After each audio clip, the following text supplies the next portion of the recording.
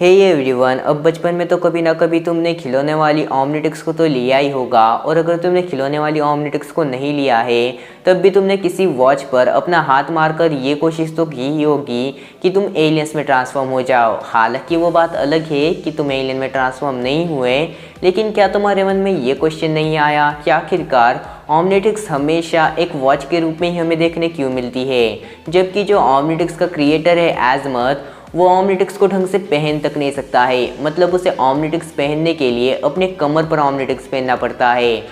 और जो गैलवंस है वो किस हद तक छोटे होते हैं ये बात तो हम सभी लोग जानते ही है। जो गैलवंस है वो ढंग से कोई वॉच भी नहीं पहन सकते हैं, क्योंकि जो गैलवंस है उनका साइज़ ही किसी वॉच जितना होता है। इसीलिए अगर हम लोग देखें तो ओमनिट्रिक्स को एज अ वॉच एज़मथ ने यहाँ पर क्यों क्रिएट किया, जबकि ओमनिट्रिक्स को एज अ बेल्ट क्रिएट करना यहाँ पर एज़मथ के लिए ज़्यादा यहाँ पर अच्छा होता, क्योंकि इस तरीके से एज़मथ भी ओमनिट्रिक्स को यूज़ कर सकता था। क्योंकि ओमनिट्रिक्स को एज़मथ अपनी कमर पर लगाकर ही यूज़ करता है, इसीलिए यहाँ पर एज़मथ जो है वो चाहता तो यहाँ पर ओमनिट्रिक्स को एज अ बेल्ट भी क्रिएट कर सकता था।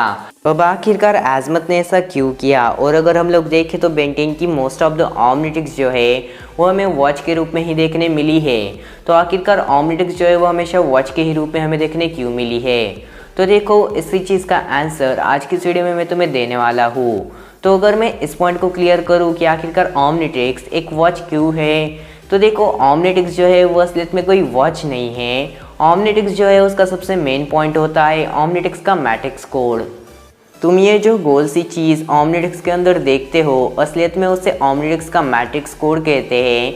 और जो ओमनिट्रिक्स का मैट्रिक्स कोड है असलियत में वो ओमनिट्रिक्स का सबसे ज़्यादा मेन पार्ट है। और अगर हम लोग देखें तो जो ओमनिट्रिक्स है उसे तुम मैट्रिक्स कोड ही कह सकते हो। मतलब कि यही ओमनिट्रिक्स का सबसे मेन पार्ट है, और इसी के चलते वेन या फिर कोई भी स्पीशीज़ किसी भी एलियन में यहाँ पर ट्रांसफॉर्म हो सकती है। और अगर हम लोग देखें तो तुम जो बाहर का स्ट्रक्चर देखते हो, मतलब जो ओमनिट्रिक्स देखते हो, वो सिर्फ और सिर्फ एक स्ट्रक्चर है जहाँ पर इस मैट्रिक्स कोड को यहाँ पर लगाया जाता है।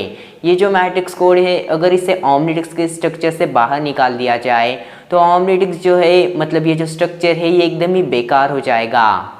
और अगर हम लोग देखें तो यहाँ पर जो एज़मथ है वो चाहता तो यहाँ पर ओमनिट्रिक्स के लिए यहाँ पर सिर्फ और सिर्फ वॉच का ही स्ट्रक्चर नहीं बना सकता था। यहाँ पर वो चाहता तो यहाँ पर ओमनिट्रिक्स यानी कि मैट्रिक्स कोड के लिए यहाँ पर बेल्ट का भी स्ट्रक्चर बना सकता था, जिसमें कि वो इस मैट्रिक्स कोड को काफ़ी ज़्यादा आराम से ऐड कर सकता था। तो आखिरकार एज़मथ ने ओमनिट्रिक्स को एक वॉच बनाना सही क्यों समझा? तो देखो, इसके काफ़ी सारे रीज़न्स है। सबसे पहला रीज़न, ओमनिट्रिक्स जो है वो एक ह्यूमन के लिए बनी थी, मतलब कि ग्रैंडपा मैक्स के लिए बनी थी। और अगर हम लोग देखें तो अर्थ पर कई सारी चीज़ें काफ़ी ज़्यादा कॉमन है, जैसे कि बेल्ट या फिर तुम कह लो वॉच।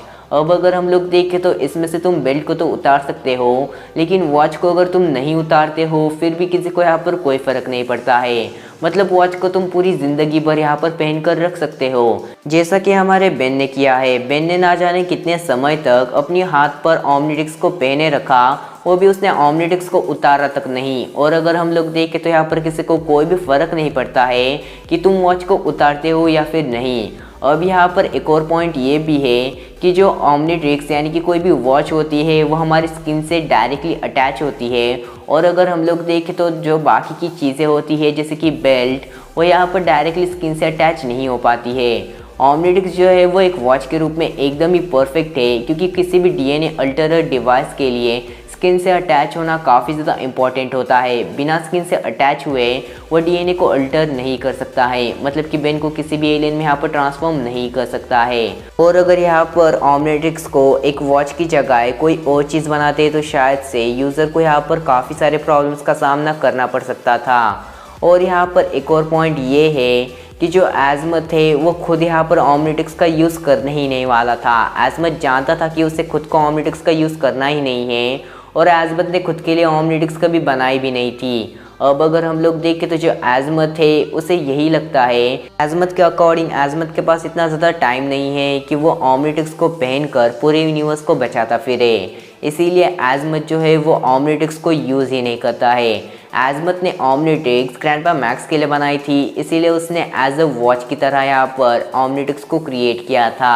अब यहाँ पर कई सारे लोगों को ये क्वेश्चन होगा कि यहाँ पर एज़मथ ने ओमनिट्रिक्स को एक वॉच की तरह तो क्रिएट कर दिया, लेकिन जो ऑमनीट्रिक्स है क्या वो टाइम बताती है? तो अगर हम लोग देखें तो जो क्लासिक वाली ऑमनीट्रिक्स थी वो टाइम नहीं बता सकती थी, वही एलियन फोर्स वाली भी ऑमनीट्रिक्स टाइम नहीं बता सकती थी, और अल्टीमेट्रिक्स भी जो है वो टाइम नहीं बता सकती थी। लेकिन ओमनियस वाली जो ऑमनीट्रिक्स है वो टाइम बता सकती है।